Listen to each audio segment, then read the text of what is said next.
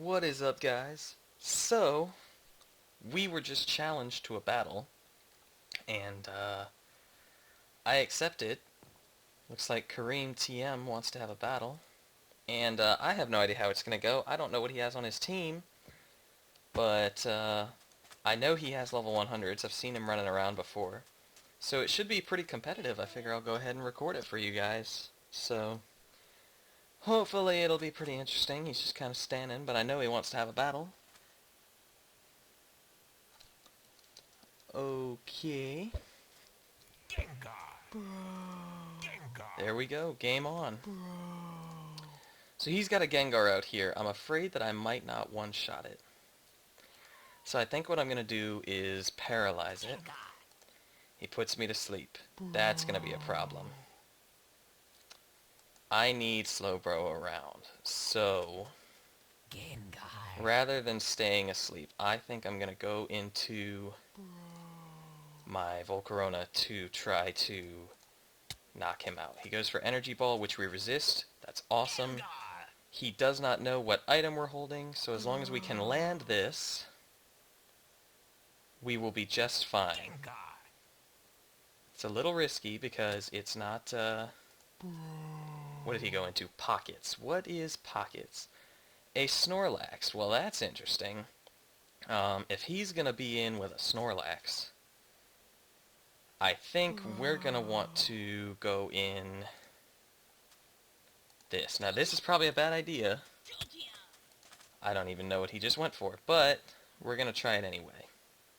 There's been a glitch where Toxic can turn into Burn, so that's a little on the dangerous side. Now, we're going to hang on to our Jolteon here. He's going for moves. We're going to go into our defensive wall, and we will see what happens now. Now, we did get the defense lower. That kind of sucks, but we're going to be able to protect for a turn, and he goes for Yawn while we protect, so that's kind of nice. Now, if he's going to go for Yawn again, what we'll be able to do is switch out into Slowbro here, and toxic damage will start racking up. Now, we're already asleep, so I'm not sure why it actually says we're drowsy, but it shouldn't be too big of an issue, I don't think. I don't know, maybe it's being kind of weird. Now, we did go for a Psychic type move, and he did switch into Cloyster, so that's awesome. We have killed his Cloyster. What is Blade? Blade has Intimidate. Blade is a Salamence. Okay, good to know. Can we live a hit from a Salamence? What is he going to have? Crunch? He might have Crunch. What do we have? Slowbro's kind of done his job at this point, but I'd like to keep him around. So he does have Crunch. We do get our Thunder Wave off as we fall asleep. So if he's going to be going for crunches, we definitely, now that he's paralyzed, can switch out into our Cloyster and feel pretty comfortable. Even though he will probably switch out here. I doubt he would stay in. He gets fully paralyzed, so that's kind of nice. Let's go ahead and just Ice Shard. He's probably going to switch out. Okay, so he goes into a Wheezing. Interesting. I'm burned? Did he burn me? I didn't think he burned me. That's probably some sort of glitch, but oh well, glitches happen. So if he's in here with a Wheezing, what do we want to do? He's going to have a special attack, definitely. And at this point, we'll go into our special wall, see what we can do. I mean, why not, you know? Thunderbolt, so that's not ideal at all.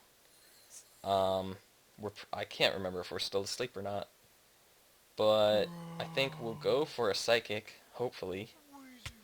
So he goes for the Thunderbolt. He outsped, so that's interesting. But he's a physical wall, I know. So we can come in with our Volcarona here. And we know he has a Snorlax. So we definitely want to go for something that could...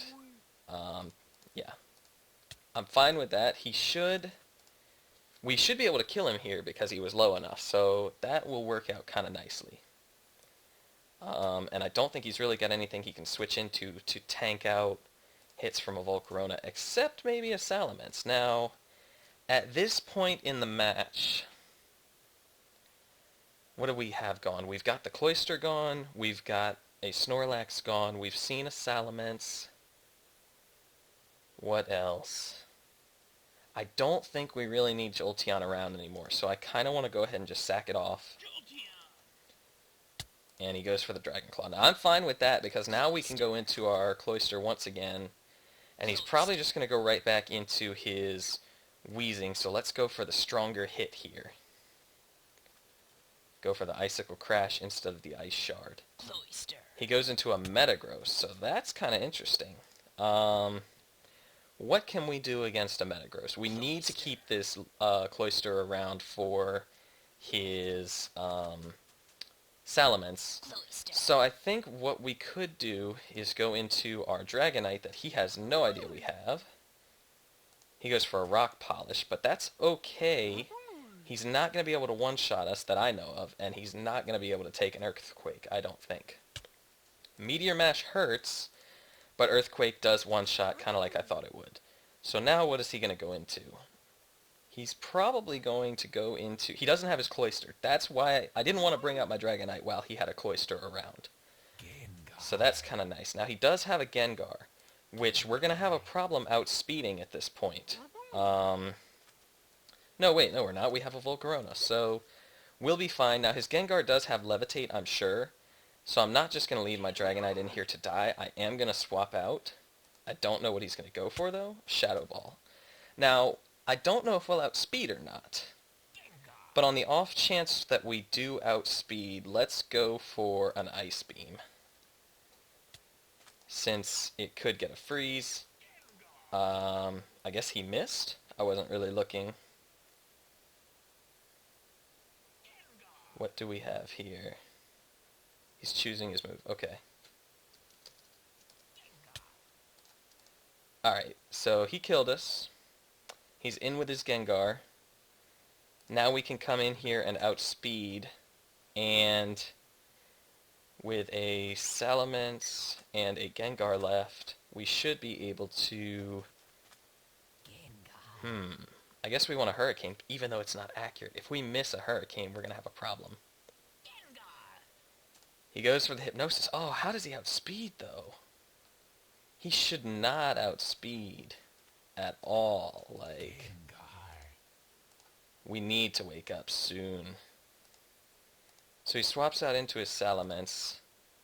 At this point, we've got to swap out. We can sack off our Dragonite. He's probably going to start Dragon Dancing, but no, he just goes straight for the Dragon Claw. So now we can come in with our Cloyster and Ice Shard. And 2 Ice Shards should take out the Gengar as well. Oh, but he still has the Wheezing. How could I forget about that? We do get a critical hit, but we cannot stay in to take a special hit from this Wheezing. So we're going to have to switch out into our Volcarona. And this one is kind of close. I have to say, I mean, we're definitely in trouble here.